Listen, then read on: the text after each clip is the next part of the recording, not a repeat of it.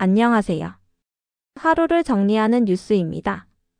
오늘은 동남아시아에서 다시 긴장이 고조되고 있는 태국과 캄보디아의 무력, 충돌, 그리고 이를 둘러싼 아세안의 긴급 중재와 휴전론의 소식을 차분하게 정리해드리겠습니다. 이번 사안은 단순한 국지적 충돌이 아니라 동남아 지역 안정과 아세안의 중재 역량을 시험하는 중대한 분수령이라는 점에서 주목할 필요가 있습니다. 최근 다시 무력 충돌을 시작한 태국과 캄보디아가 동남아시아 국가연합 아세안의 중재로 휴전 논의에 공식적으로 돌입했습니다. 22일 현지 시간 말레이시아 쿠알라룸푸르에서는 아세안 외교장관 회의가 긴급 소집됐고 이 자리에서 양국은 무력 충돌 재개 이후 처음으로 공식 대면했습니다. 이번 회의는 지난 7일부터 이어진 태국 캄보디아 국경 지역 교전이 격화되자 아세안이 사태의 확산을 막기 위해 특별히 마련한 자리입니다. 분쟁이 장기화할 경우 민간인 피해, 대규모 피란, 주변국으로의 불안정 확산까지 이어질 수 있다는 판단에서 아세안이 발빠르게 움직인 것으로 보입니다. 이번 회의를 주재한 의장국 말레이시아의 모하마드 하산 외교부 장관은 모두 발언에서 비교적 강한 어조로 평화적 해결을 촉구했습니다. 그는 오늘 이 자리는 태국과 캄보디아 국경 지역에서 지속되고 있는 분쟁을 해결하려는 아세안의 변함없는 의지를 보여주는 자리라며 아세안은 두 나라가 무력 충돌이 아닌 대화를 통해 문제를 해결할 수 있다고 굳게 믿는다고 밝혔습니다.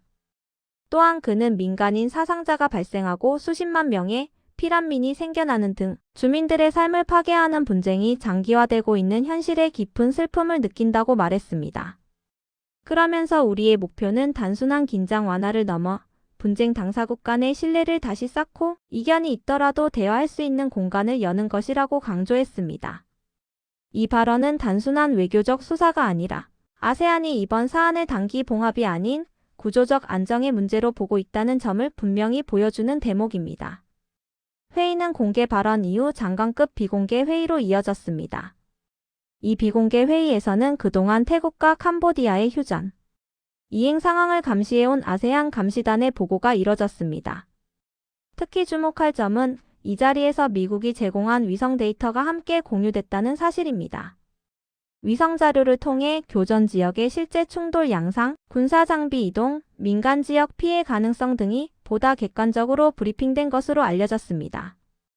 이는 아세안이 단순히 정치적 중재에 그치지 않고 사실 기반의 판단을 통해 양국을 설득하려는 전략을 택했다는 의미로 해석됩니다. 또한 국제사회, 특히 미국이 간접적으로 이번 중재 과정에 관여하고 있다는 신호로도 읽힙니다. 회의 직후 시아삭 푸안깨깨우 태국 외교부 장관은 언론 브리핑을 통해 중요한 일정을 공개했습니다. 그는 태국과 캄보디아의 국방 관계자들이 오는 24일 만나 휴전 재개 여부를 논의할 예정이라고 밝혔습니다. 이는 이번 외교장관 회의가 단순한 원론적 논의에 그치지 않고 군사당국 간의 직접 협의로 이어지고 있다는 점에서 의미가 큽니다. 즉 외교적 대화의 공이 실질적인 충돌 당사자인 군으로 넘어간 상황인 셈입니다. 다만 여기서 중요한 점은 휴전이 이미 합의된 상태가 아니라 논의 단계에 불과하다는 사실입니다.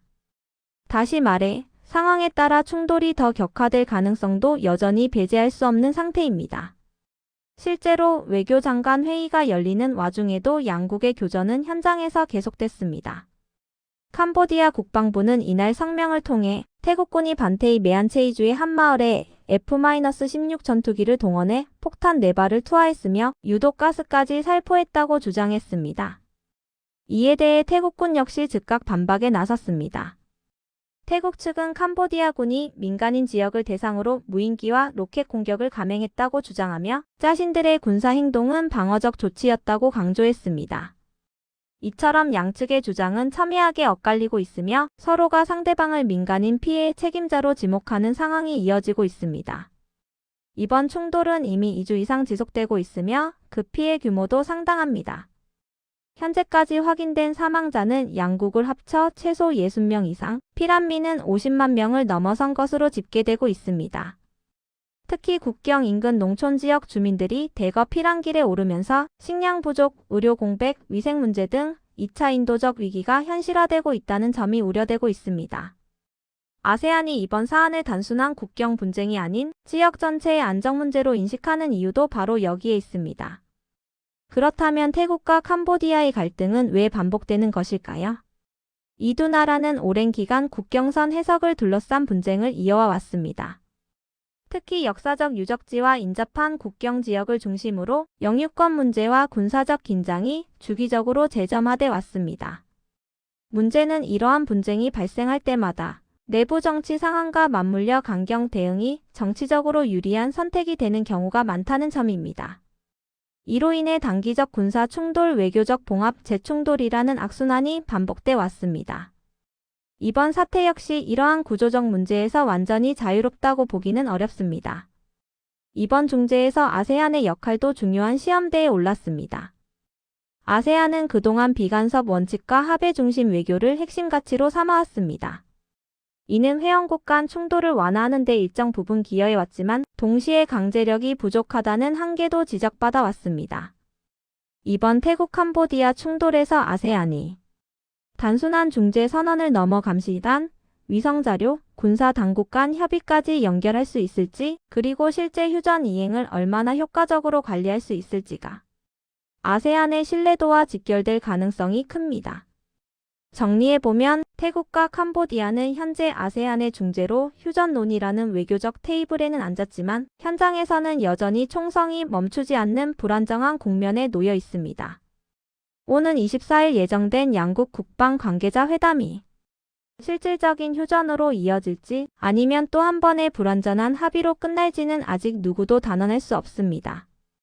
다만 분명한 것은 이번 사태가 동남아 지역 안보와 아세안의 중재 능력을 동시에 시험하는 중대한 고비라는 점입니다. 앞으로 나올 추가 협상 결과와 현지 상황 변화는 계속해서 주의 깊게 지켜볼 필요가 있어 보입니다. 이상 하루를 정리하는 뉴스였습니다.